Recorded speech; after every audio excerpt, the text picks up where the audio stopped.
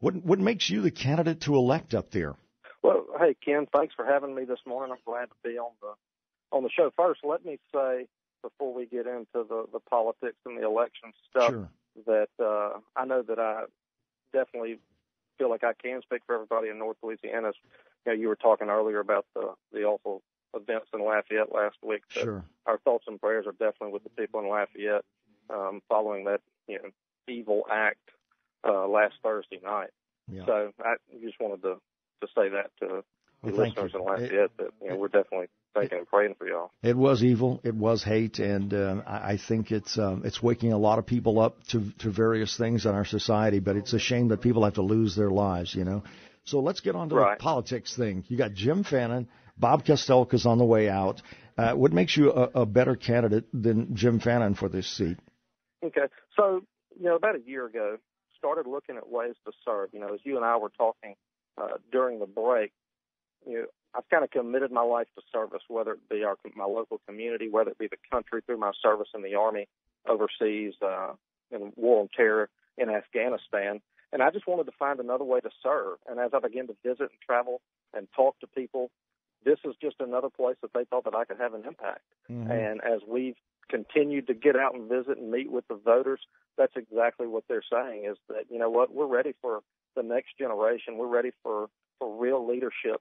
We're tired of Bobby Jindal and his people that have created the mess that we've got right now in the state of Louisiana. And that's what we're offering. We're offering a fresh approach, a different vision, and a new plan for the state. Well, Stewart, it amazes me that Jim Fannin, as head of the Appropriations Committee, has let these budgets get through every time. Budget deficits, and it's always at the last minute. We finally get the budget at the last minute, and oh, by the way, we cut a bunch from education or mental health and things like that. So it's like, to me, it just seems like Fannin has already done enough damage to the state, and if you're going in an opposite direction, you should be good for the state. Absolutely. You talk about the budget cuts to higher education. Both in the community and technical college system, as well as in our colleges and universities, we've seen a total of about $1 billion cut over the past 8 years since Jim has been over the state's finances. Well, as we look around the state and the projected shortfalls that we're going to have, whether it be in the construction industry or in high-tech jobs that we need in Northeast Louisiana, the only way we're going to be able to fill those is if we invest in higher education, not cut it. That's how we're going to meet the needs that we've got here in this state. It's somebody that actually believes in education, believes in growing our economy through an educated workforce. Mm-hmm. This year, Jim's talked about that he's saved higher education. Well, the fact of the matter is that the only reason that we got to the point where we are right now is because we cut $700 million from colleges and universities.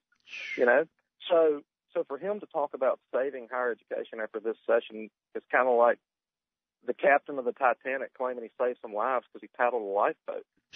You drove us into the iceberg. You created the mess. Mm. And so, we've offered a different approach and a different vision, and people have been receptive to it. Yeah. And so we're going to continue to travel the district and visit with people and get in front of as many people as possible, because at the end of the day, that's what people want to do. People want to have a one-on-one conversation with a guy that's going to represent them, and that's what we've done, and that's what we're going to continue to do. Now, District 35 includes Rapides, Grant, Wynn, Washita, Lincoln, and Jackson parishes, and we're speaking to Stewart Cathey, who's running for the Senate District 35 seat. Normally, we don't do calls with a guest, but we've got one call we've got to put through to you if we can, okay? Willie in Calhoun wants to talk to you. Go ahead, you're on the air. Yeah, Mr. Cathey, I'm 74 years old, but still, I've seen a lot of stuff in the state of Louisiana. And if you will just get out and get your message out to us voters, we're ready for some. Jim Fannin needs to go home and run his farm supply business. All right. Okay? Thank you very much. If you will just get out and get that message out, Mr. Cathey, you're going to win, man. I'm telling you right now, just get out and do it. Okay, Willie, thank you very much. I hope you could hear him well on that line. Absolutely. And look, and I completely agree with everything that he said. I'd never get in a fight that I didn't think I could win, and this is one that we're optimistic about. Just as he said, we've got 3 months until Election Day, essentially, and we're going to spend the next 3 months just like we've spent the last 6, and that's every day on the road, getting out and trying to shake as many hands and visit with as many people. And people have been receptive, and we're going to continue to spread our message. And it's one that people want, and it's one, people are thirsty for real leadership, and that's what we're going to give them. Now, that's something we haven't gotten from the governor for sure, and now he wants to run off and be president to lead the nation. So Representative Stewart Cathey's been our guest on the Moon Griffon Show.